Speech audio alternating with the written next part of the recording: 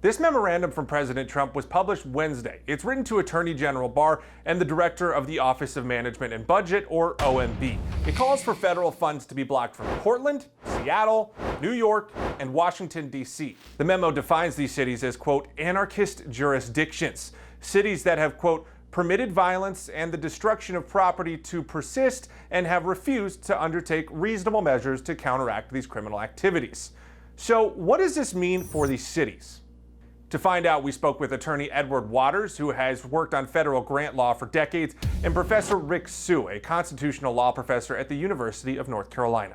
To start, both experts say this is outside the president's constitutional power. Under the Constitution, the branch of government that is responsible for taxing and spending, and grants are spending tax dollars, of course, is the U.S. Congress, not the executive branch. This is not the first time, I think, that the president has tried to steer local policy through the use of funding. We saw this through the sanctuary policies, presidential memorandum on sanctuary jurisdictions, where he also tried to withdraw funds. In 2017, President Trump ordered that sanctuary cities stop receiving federal funding until they comply with federal immigration law. That has been locked in courts right now since then. So I suspect that's going to follow a similar timeline. So withholding federal funds is a constitutional power of Congress. And President Trump's last attempt to do it wound up in a legal battle that still hasn't been resolved.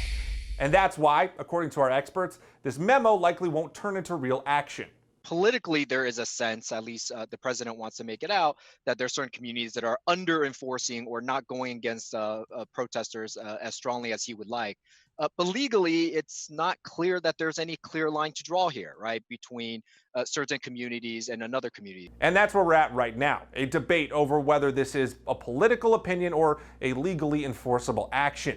The memo gives the DOJ and OMB 30 days to come up with a plan for the president. In the meantime, none of these cities are having federal funds withheld. Folks, if you have other claims or questions for us to look into, send us an email. With your Verify, I'm Jason Puckett.